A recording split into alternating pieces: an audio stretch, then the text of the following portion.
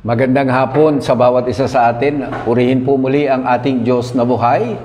Mula sa pagsikat hanggang sa paglubog ng araw, ang pangalan ng ating Panginoon ay patuloy na ating pong papupurihan. Well, isa na naman pong masagana at bukas na kalangitan ang ating pong matutunghayan ngayong pong hapon dito sa SAB Daily Livestream. At kung tayo po ay patuloy na nakakonect sa napapanahong salita ng Panginoon, hindi lang po natin alam kung ano ang dapat natin gawin, kundi gagawin din po natin kung ano ang ating pong mga alam. At ang Diyos po ay mabiyaya sapagkat hindi niya ipinagkakait na ang season na ito ay season para po tayo ay mag-adjust, sumabay po sa galaw ng Panginoon. At naniniwala ako na ito pong taong 2023 ay deklarasyon na kung saan ang Panginoon po ay nagbaba ng mensahe sa atin, that the message of this season is about the manifestation of God's kingdom. At makikita po natin na sa bawat aspeto ng ating buhay, God will accelerate things to happen. There is what we call divine happenings. So kung kayo po ay nakatunghay kahapon sa aking pong tinalakay na household dynamics, nais ko pong ituloy sa inyo yung pong mga susunod pa na household killers dito po sa paksang aking pinamagatang household dynamics. Ito po ay nakabase sa 1 Timothy chapter 3 verses 14 to 15. Bago po tayo magsimula, tayo pong lahat ay yumuko, pumikit at tayo po ay magpasalamat sa Panginoon. Dakilang Diyos, maraming salamat muli sa pagkakataon na ibinigay niyo po sa amin upang muli po naming marinig ang tinig mo, muli po naming maranasan ang presensya mo, tigit sa lahat ang pagdagdag po ng pananampalataya ng bawat isa sa amin upang kami po ay tumibay at maging malakas upang anumang hamon ng buhay ang aming kakaharapin ay patuloy na kami ay pahintulutan mong pagtagumpayin. Maraming salamat sa hapong ito. Minsan pa pinagkakatiwala po namin ang aming pong pag-aaral, pakikinig sa pamamagitan ng iyong anak na si Jesus. Ito po lahat ay dalangin namin. Amen and amen. Nagpapasalamat tayo sa Panginoon sa hapong ito at salamat sa grasya na ibinigay sa atin. Now, aking pong itutuloy sa inyo ang paksa na pinamagatan kong household dynamics. Based po ito sa 1 Timothy chapter 3 verse 14 to 15. Again, basahin po natin in your screen. It says, "These things I write to you, though I hope to come to you shortly, but if I am delayed, I write so that you may know how you ought to conduct yourself in the house of God, which is the church of the living God, the pillar, the ground of truth." Mga kapatid, ang disenyo ng Diyos sa kanya pong simbahan, sa kanyang church or tahanan ay upang maging malakas, matibay, at higit sa lahat i-advance, i-extend yung pong paghahari ng Diyos dito sa lupa. Walang ibang ahensya dito sa lupa na kakasangkapan ng Panginoon at sasangkapan niya ng banal na Espiritu, kundi ang kanyang iglesyang itinatatag. And if Jesus is the one building our church, naniniwala ako na ang church na ito ay magpapatuloy. Ang church na ito ay magiging instrumental, magiging catalyst para po ang community, ang barangay, ang syudad at ang bansa po ay magbabago. At nagpapasalamat tayo sa Panginoon sapagkat tinawag po ang church na God's household. Ito po ay tahanan ng ating Panginoon. Ito po ay pillar of truth at ground in the truth.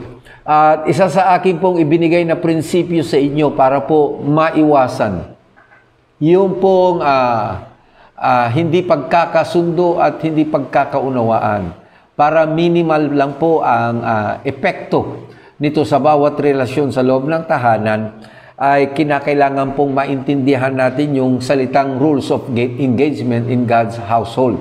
Because this is one of the dynamics how the church should operate, how the church should function, how the church should observe this truth, the rules of engagement.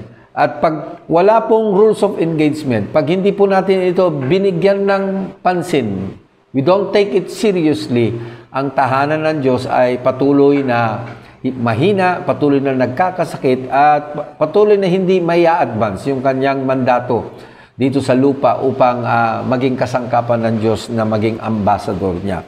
At pinag-usapan din po natin nung nakarang nung nakarang araw na meron pong mga household killers. And these people, group of people, individual, ay pwedeng maging kasangkapan ng demonyo kung hindi po ito maagapan, hindi po ito mababago ang isip at patuloy na magiging loose ang kanilang connection sa Diyos, sa kanilang pastor at sa kanilang iglesia, ay tiyak na rampant po ang mga household killers. At isa sa ating pong tinalakay na household killers ay si Gehazi. Gehazi ay bahagi po ng bansang Israel. Bahagi po siya ng leadership, ni Elisha. At siya po ay napapabilang, nakahilera po, one of the successor of Elisha pag si Elisha po ay magre-retire na or uuwi na sa Panginoon. Subalit ipinakita sa atin that Gehazi valued material things over relationship, at ito naging dahilan kung bakit siya ay naging gahaman. Naging sakim po siya sa material na bagay to the point na ipinagpalit niya po yung kanyang destiny sa pangsamantalang pong pagpapala. At sa panahon na yan ay meron pong instruction ang Panginoon na hindi po pwedeng, yan po yung panahon na kung saan ay hindi pwedeng tumanggap or bawal tumanggap ng pagpapala. At dumating po yung sandali na nakapag-minister sila ni Elisha kay Naaman, na kung saan si Naaman ay meron pong sakit at ang kanyang sakit po ay ketong. At nung siya po ay pinagaling ng Panginoon through the ministry of Elisha, normal lang na sa kanyang kagalakan, sa kanya pong kasiyahan at pagiging malaya muli. At malaya na uli siyang makipag-associate sa mga tao, hindi na po siya isolated, hindi na siya separated, kundi gumaling na po siya sa kanyang skin disease, ay gusto niya magbigay po ng blessing kay Elisha. At si Elisha po ay tumanggi sapagkat ang sabi niya, hindi ito yung panahon para tumanggap ng pagpapala. Ngunit walang kamalay-malay si Elisha, the carrier of that grace ni Gehazi, na meron palang iniisip itong si Gehazi. At sa kanyang isipan, sa kanyang desire, ay nagkaroon siya ng crave patungkol sa material na bagay. At ito ang naging dahilan kung bakit hindi lang niya nakamtan yung blessing, kundi pati yung sakit na meron si Naaman na leprosy ay ang tawag dito ay kanyang natanggap. Nailipat po sa kanya at naisalin, instead of legacy ay nagkaroon po siya ng leprosy. At yun ang naging dahilan kung bakit na-disqualified siya as successor ng bansang Israel para maging propeta. Now, he valued material things over relationship. Napakaraming tao po ang nawawala. Maraming relasyon ang nasisira. Maraming tao, buhay ng taong namamatay simply because may mga tao na mas gusto nila yung pagpapala, yung material na bagay kaysa sa relasyon. To the point na di baling masira ang relationship, basta makantan lang nila yung mga minimithi nilang mga material na bagay. At ito ang nagiging dahilan kung bakit nagiging short-lived po ang ministry ng ilan because of covetousness and greed of material things. To the point yung iba po ay pumapatay, or naghihiwalay, or nasisira ang relasyon simply because they cannot handle this greed. Because the breeding ground of deception is greediness or pagiging sakim. Pangalawa po na aking tinalakay sa inyo bilang household killers ay yung buhay po ni Absalom. He valued power over relationship. At ito naging dahilan kung bakit hindi naging maganda yung relasyon niya sa kanyang tatay na si David. Self-proclaimed king, self-proclaimed judges, or judge. At itong naging dahilan kung bakit hindi ibinigay ni David kay Absalom yung pong trono, sapagkat hindi maganda yung kanyang intention at motivation. Ang sabi ng Bible, he stole the heart, of the people towards his father.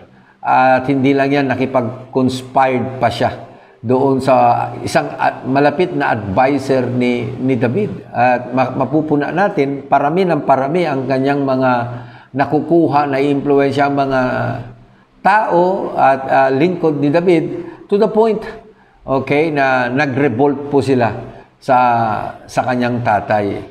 Si Absalom ay isang tao na hindi niya binibigyan ng halaga yung relationship niya sa kanyang leader, sa kanyang tatay.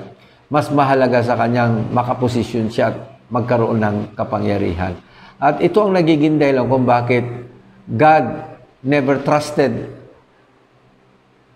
yung ibang tao, sapagkat pag binigyan ng konting kapangyarihan, hindi lang nakakalimot, kundi wala ho talaga sa tamang kaisipan. So mga kapatid, these are people who are destroying relationship in the house.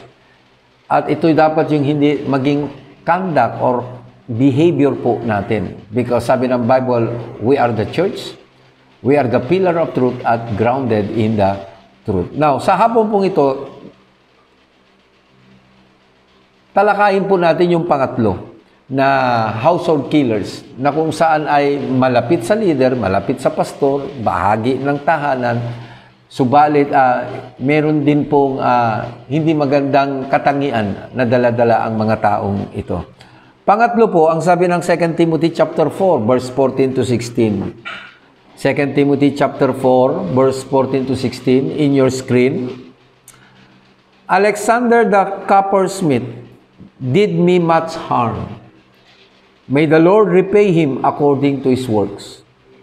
You also must beware of him, for he has greatly resisted our words. At my first defense, no one stood with me, but all forsook me. May it not be charged against them. Sa Tagalog, ito po ang sinasabi.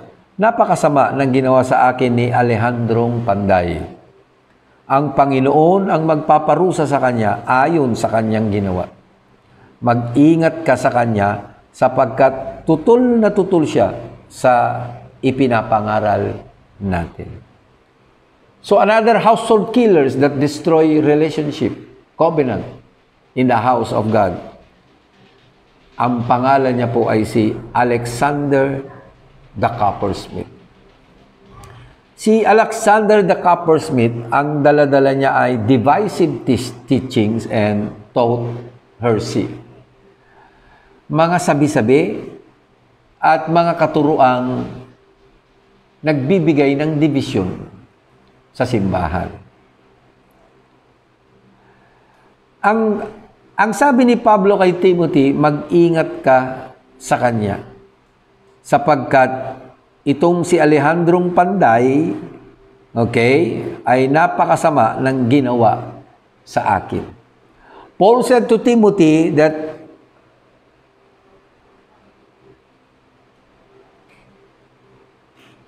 mag-ingat.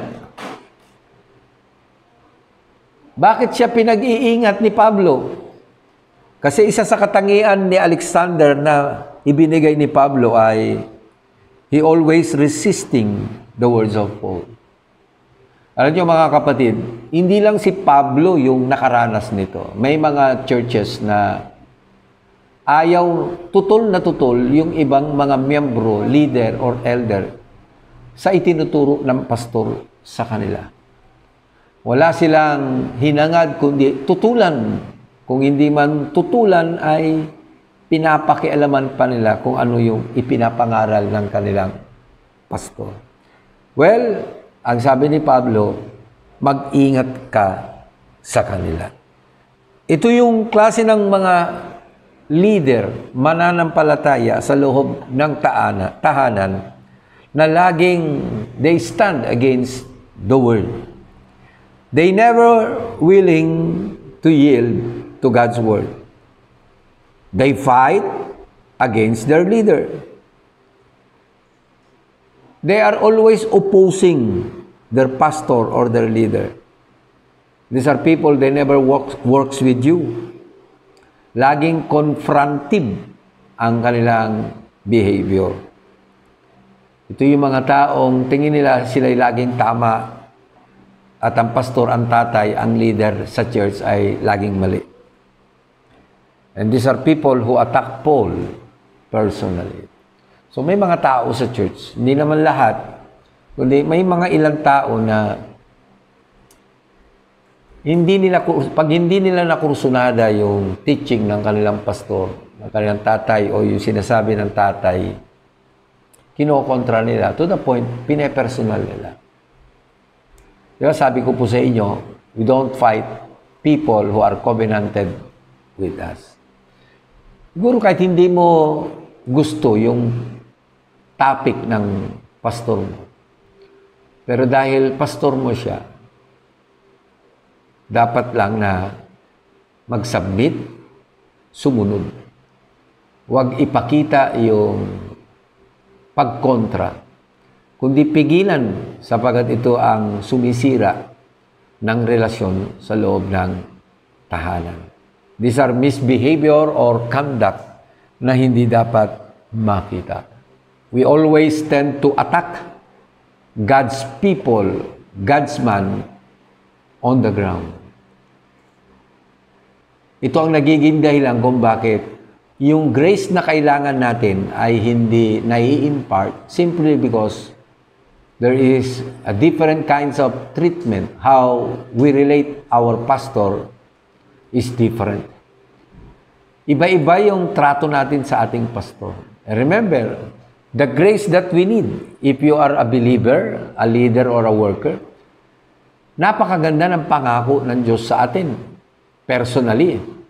At itong mga pangakong ito ay kailangan natin yung enablement, yung grasya ng Diyos, yung power at ability. Para pag nag-work ito sa atin, through us and in us, ay magagawa po natin yung mga kaparaanan ng Diyos at magiging better person po tayo. Pero kung loose ang connection mo sa leader mo, sa pastor mo, discontented ka, okay? Hindi maganda ang treatment mo sa pastor. You don't relate well to your pastor, who is the father of the house. Yung grasya ay hindi mapapartake. At pag walang grasya, mga kapatid, hindi magiging maganda ang resulta ng ating pamumuhay. Kaya pala, may mga tao, kung sino pa yung mga taong hindi connected sa pastor, yung maraming sinasabi against the pastor. And these are people na they always confront the man of God. Hindi lang nila nagugustuhan yung leadership, abilities, yung presentation ng kanyang mensahe at topic, nagiging personal na. At pag pinepersonal po natin yung nararamdaman po natin, ay tiyak po na we will pay the consequence. I am not saying na wala tayong laya na magsalita. Pwede ho tayong magsalita, but we have to earn the right to speak. At pag tayo po'y nagsalita, hindi po dapat nawawala yung salitang honor, and we have to recognize that the person that we are talking is the man of God that sent to us to oversee our soul. So, yan ang nagiging dahilan kung bakit hindi kapaki-pakinabang si Alexander sa ministry ni Pablo. Alam nyo, sa Tagalog, ang sabi dyan, napakasama ng ginawa sa akin ni Alejandro. Ano ibig sabihin? Hindi talaga makalimutan ni Pablo. Pero hindi naman siya nagtanim ng sama ng loob. Hindi niya lang makalimutan.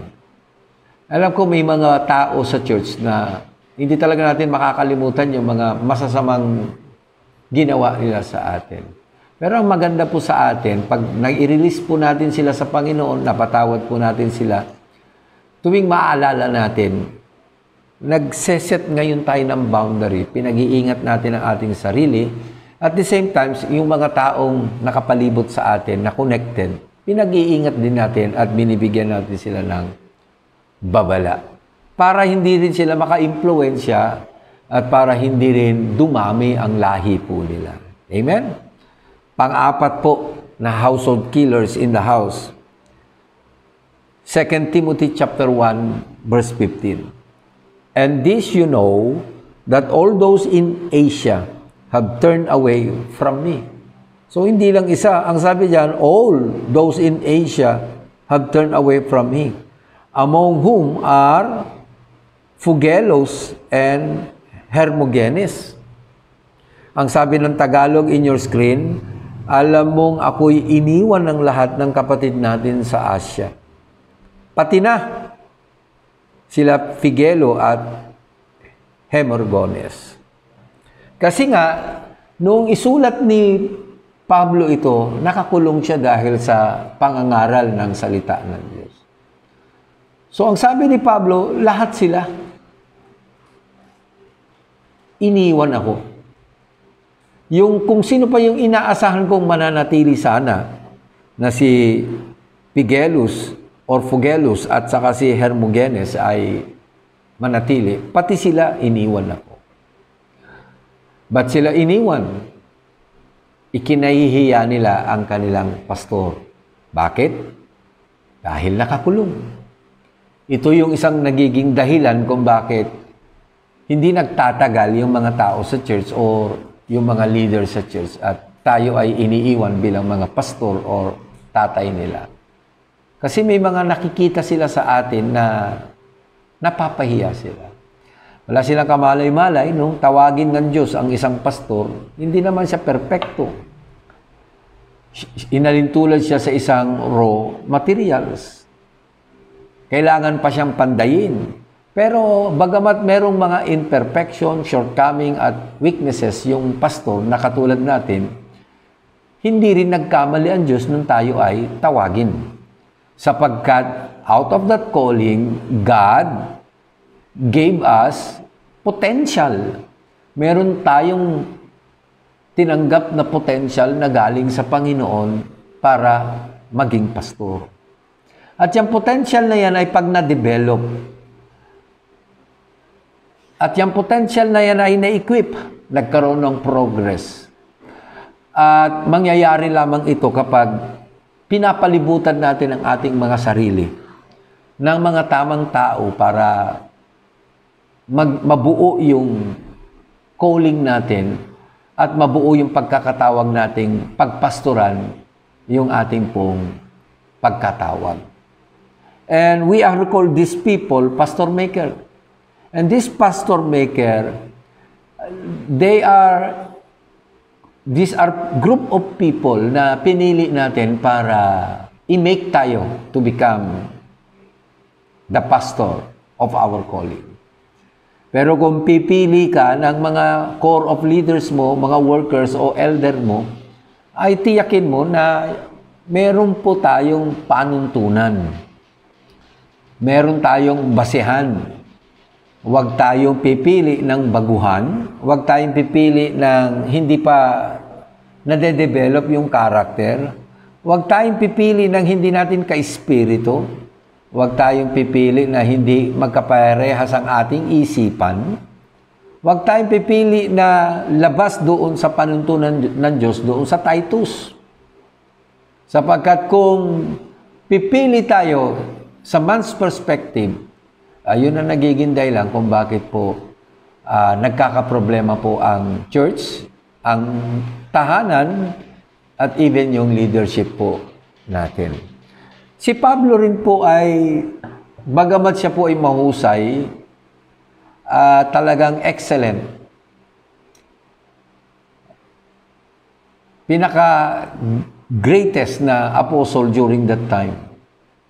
Naniniwala rin po ako na kahit papaano ay may makikita rin tayong kahinaan niya. At yun ang naging dahilan kung bakit nakaranas din siya ng mga trial and error sa kanyang ministry. Pero hindi na po naulit sapagkat natuto po siya. Kasi ang totoo pong pastor or leader ng simbahan, ito yung mga taong natututo sa kanilang pagkakamali, natututo kung ano po yung mga trial and error na kanilang ginagawa. Naalala ko po yung sabi ng aking mentor, the reason why we suffer our trial and error in the ministry because we don't allow someone to give us input how to run our ministry. Yan po ang napakahirap na tanggapin ng isang pastor na Ang isang pastor, pag siya'y nagpapastor at walang nag-o-oversee, walang nagbibigay ng input, counsel sa kanya in doing the ministry, at ang tingin niya ay kayang-kaya niya ito mag-isa, yun ang nagiging dahilan kung bakit walang breakthrough sa ministry, walang breakthrough sa church, walang breakthrough sa family, simply because there are servants of God, they thought na kaya nilang mag-isang itayo, i-build ang simbahan. Mga kapatid, 5 po ang binigay na regalo ng Diyos sa simbahan. These are apostles, prophet, teachers, pastor, and evangelists. Ang sabi diyan, these are equippers of the saints. The word equip there, they develop the saints kung ano yung potential na binigay ng Diyos. So, we cannot build the church alone. We need one another. We must learn to recognize the kind of grace that God placed to every man or woman of God. At yun ang magiging dahilan para maging kapartner natin sila sa ministry, para mahubog ng tama ang buhay ng mga taong ating pinagpapastoral. Well, balikan po natin. Ang sabi diyan, pangalan niya ay si Phygellus. He valued his own safety over relationship. Kasi naman, baka mamaya pag nagtagal siyang kasama ni Pablo, pag dinalaw niya sa kulungan, baka pati siya ay madalaw or makulong. Playing safe. Walang paninindigan. Sa panahon na maganda ang nangyayari, nandun siya. Pero pag ikinulong na si Pablo, ibang usapan na yan. Siguro iniisip niya, pag nagpatuloy akong maging follower ni Pablo, baka one day, maisama ako sa kulungan. So, he valued more his own safety over his relationship with Paul. At yun ang naging dahilan kung bakit iniwan nila si Pablo. Pero mo, nakakulong yung pastor mo, iniwan mo pa, masakit to sa pastor. Yung may nalaman ka na inakusuhan ang pastor mo na kahit hindi totoo, at alam mo, ang dahilan ay yung paggawa ng mabuti, pagsabi ng katotohanan, walang ginawang masama, and yet, binubuli, sinusumpa siya sa community, sa barangay, hindi mo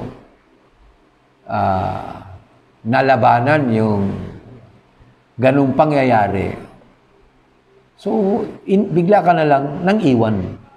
Bigla mo na lang inilaglag. At sinecured mo yung safety mo. Okay?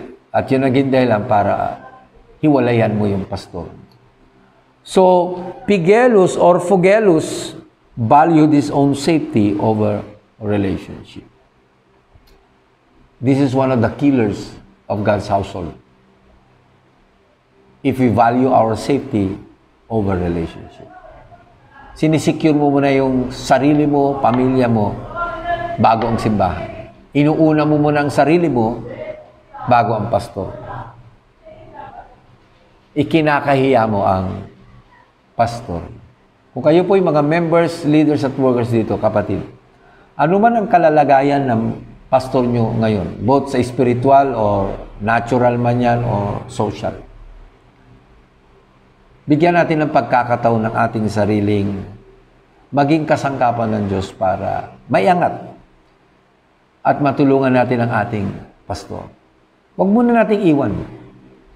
Bigyan mo rin ang pagkakataon ang pastor na i-develop niya yung potential. Kasi ang bawat isa ay binibigyan ng Diyos ng pagkakataon para mag-adjust, mag-align. At naniniwala ako kung ang pastor at ang kanyang mga leaders, workers at member ay nagbibigayan ng pagkakataon, ng chance para mag-mature, I do believe, maiiwasan. Kung di man maiwasan, minimal lang po yung magiging damage sa tahanan ng Panginoon. Letter E, na household killer. Sinong kasama niya? Si Hermogenes. Si Hermogenes, sabi ng 2 Timothy 1:15, kasamang ng iwan kay Pablo. He was also a man who easily turned away from folk. Madaling maimpluwensyahan. Binumang unang kumala si Phygellus. At nung nakita ni Hermogenes na umalis, sumama. Eh di ba may mga tao sa church? Napakabilis nilang maimpluwensyahan. Kahit hindi man lang nila inaalam kung ano yung dahilan ng pag-alis, ng pagkalas, agad-agad sila sumama. At pag tumagal yung panahon, ma-realize nila, ba't ako umalis at ba't ako kumalas? Because they are not connected to the leader of the house, to the carrier of their grace. Mahirap pong maging bahagi ng tahanan ng Diyos kung ang connection mo lang ay sa ministry, ang connection mo lang ay sa mga leader, but you are not connected strong sa pastor mo, which is the carrier of your grace. Actually, malalaglag ka din. At madali kang maimpluwensyahan ng mga tao. So kung kayo po ay mga leaders at workers, member ng church, kung may mga pangyayari sa church, kahit na sa tingin nyo ay alam nyo ang dahilan or hindi nyo alam, huwag kayong patatangay ng malakas na agos ng tubig o malakas na dampi ng hangin. Hindi ibig sabihin na maraming umalis, tama sila. Hindi ibig sabihin maraming kumalas, tama sila. Hindi ibig sabihin may mga nanatili, tama sila. Ang magtatama pa rin sa atin, mga kapatid, yung prinsipyo ng ating Panginoon. And what is the principle? Alam ni David na siya yung next king. Alam ng buong Israel na siya yung susunod na magiging hari. Pero dahil buhay pa si Haring Saul, dumating yung sandali, yung pagkakataon para matupad na yung propesiya na siya na ang magiging hari ng Israel. To the point, sinasunod niya yung advice ng kanyang mga sundalo, ng kanyang mga key leader. Mahal na hari, ito na ang pagkakataon na ma-fulfill yung propesiya na ikaw ang magiging next king. Eh dahil si David ay katulad din natin na may kahinaan, may shortcoming at may imperfection, hindi pa gaanong malalim yung prinsipyo ng Diyos sa kanyang buhay, na i-compromise niya yung kanyang conviction. Ang sabi ng Bible ay nakakuha siya ng kaunting damit sa laylayan ng damit ni Saul. At nung ito'y magunting niya, nakaramdam siya ng conviction. At ang kanyang deklarasyon ay ganito: hindi ko pwedeng saktan or pahiran ng masama ang lingkod ng Diyos na kanyang inappoint. Remember, King Saul was a wicked king. Pinagtatangkaan siyang patayin. Para siyang pugante si David. And yet, ang sabi niya, hindi ko pwedeng hamakin yung inappoint or inanoint ng Diyos bilang hari ng Israel. So kung sa tingin nyo may nakikita kang kamalian yung pastor mo, yung tatay mo, may nakikita kang hindi magandang ginagawa, hindi pwedeng paraan ng tao ang i-apply natin. Kaya pala merong panalangin si David na mas gusto kong mailagay ang buhay ko sa kamay ng Diyos kaysa sa kamay ng tao. Because in the hands of men, there is what we call injustice. But in the hands of God, there is justice. Alam ni David na pag nailagay sa kamay natin ang ating buhay, tamang hustisya lagi ang nai-implement. Fair justice is served. Samantalang, pag ang tao ay humusga at nag-execute ng judgment, alam nyo na ang kainatnan. Exaggeration or talagang lumalagpas doon sa panuntunan ng Diyos. So, hayaan nyo lang, kapatid. There's a time for everything. At ito ang maganda pag ang pastor nyo ay meron pong accountability. There is someone above him na nag-oversee ng kanyang personal na buhay. It's not just the ministry. Noong pong magkamali si David, nagkasala si David, meron siyang accountability, si Prophet Nathan. Kung wala si Prophet Nathan in his life, ay tiyak, wala pong David na magiging modelo po natin sa sinasabi ng Bible na a man after God's own heart. So we need accountability over us. So kung kayo po ay mga miyembro, mga leader at worker, your accountability is your pastor because your pastor will give an account during the Bema judgment of God. Why? Kasi ang mga pastor or pastora, overseer ng soul. Tayo naman mga pastor, sino nag-o-oversee ng ating buhay, ng ating ministry at family? Mahalaga yan sapagkat hindi sa lahat ng pagkakataon ay tumatama at naka-align ang ating buhay sa Panginoon. There are times just like David, just like every man and woman in the Bible, pag walang accountability, ito yung mga taong dangerous. Pag walang pinapakinggan ang isang mananampalataya, ang isang pastor, above him or above her, napakadelikado po, madali pong madaya at madali pong mahulog. And these are household killers. Demas. Andyan si Demas, tama? 2 Timothy chapter 4, verse 10. For Demas has forsaken me, having loved this present world, and has departed for Thessalonica. Si Crescens for Galatia, and si Titus for Dalmatia. Iniwan na ako ni Demas dahil sa pagkahumaling niya sa sanlibutan. At siya'y pumunta sa Thessalonica. Demas valued pleasures of life over relationship. Ito rin naging dahilan kung bakit iniwan niya si Pablo na kanyang pastor, leader at tatay. Ang sabi ng Bible, na humaling na siya sa sanlibutan. Hindi niya kinaya yung alok ng mundo. Na-conform siya sa mundo. Okay? Sa simula ay parang, ano lang, tawag dito. Sa simula, patingin-tingin lang. Patikim-tikim.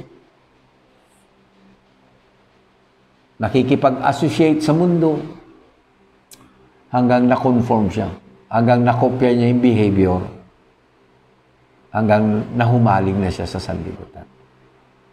Ano pong sabi ng 1 John chapter 2, verse 15 to 17? Do not love the world or the things in the world. If anyone loves the world, the love of the Father is not in him. So yung mga tao na humaling sa sanlibutan, hindi sila nagmamahal sa Diyos. Ang sabi ko, hindi nagmamahal sa Diyos. For all that is in the world, the lust of the flesh, the lust of the eyes, and the pride of life, is not of the Father, but is of the world. And the world is passing away, and the lust of it, but he who does the will of God abides forever. Sabi sa Tagalog, huwag ninyong ibigin ang sanlibutan. O ang mga bagay na nasa sanlibutan, ang umiibig sa sanlibutan ay hindi umiibig sa Ama. Ang lahat na nasa sanlibutan, ang masasamang nasa ng laman, ang nasa ng mga mata, at ang pagmamalaki sa mundong ito ay hindi nagmumula sa Ama, kundi sa sanlibutan. Mawawala ang sanlibutan at ang lahat ng kinahumalingan nito. Ngunit ang mga sumusunod sa kalooban ng Diyos ay mabubuhay magpakailan. Demas valued pleasures of life over relationship.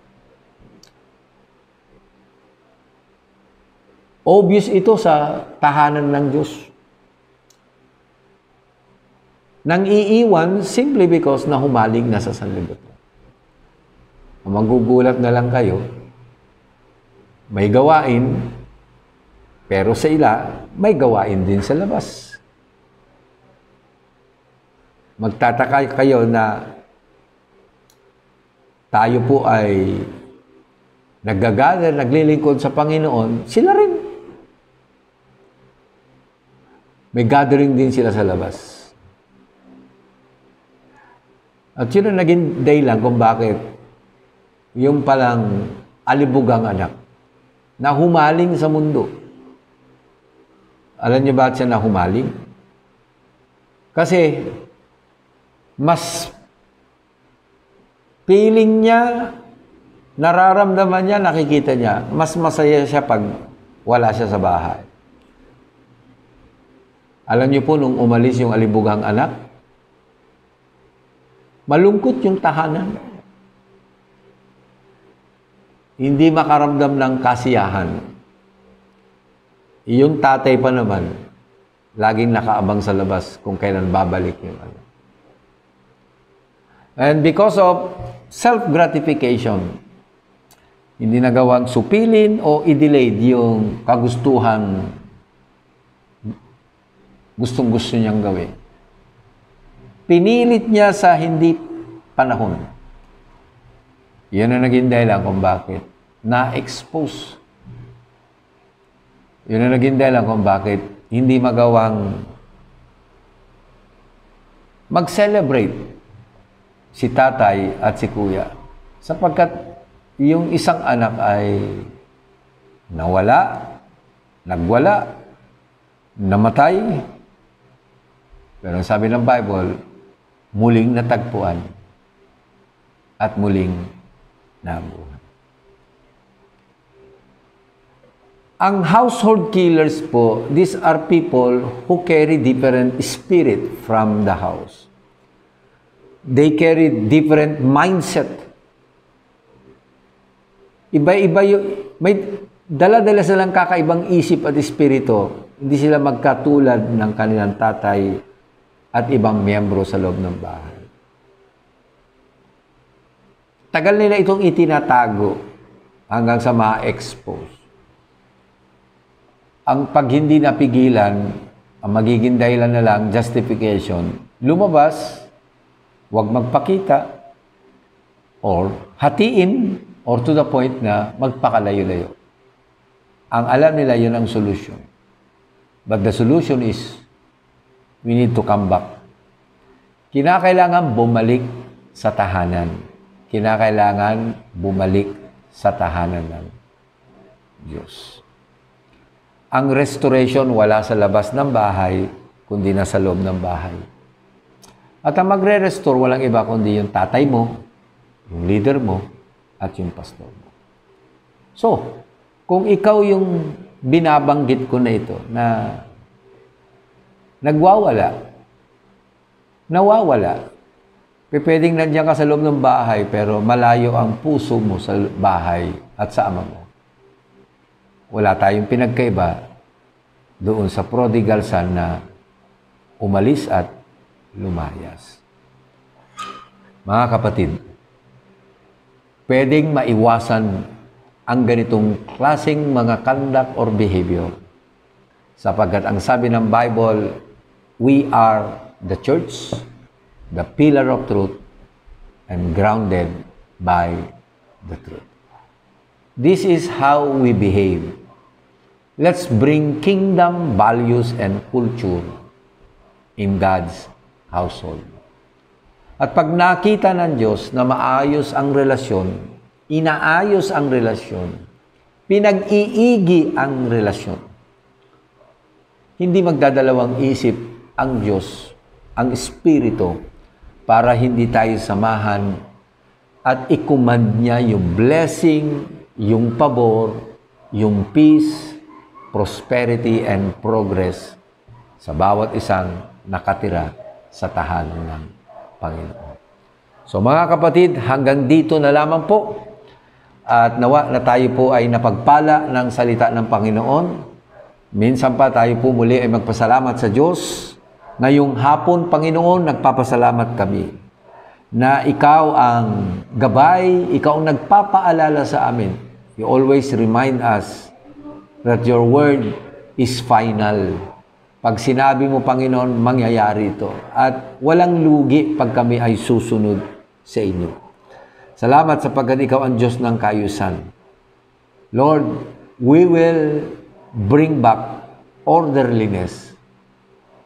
We will bring back, Lord God, Your presence in God's household. This is the only key para po hindi magtagumpay ang mga household killers sa tahanan mo. Your presence should manifest always in the house of God. Because we are Your church, we are the pillars of truth, and we are grounded by the truth. This is all our prayer in Jesus' name. Amen and amen. Again, mga kapatid, maraming salamat po sa bawat isa sa atin. Salamat sa Diyos sa Kanyang biyaya. Ingat po tayo sa muling pakikita po natin dito sa SCB Daily Livestream. Araw-araw po, tuwing alas 5 ng hapon. God bless everyone and stay safe.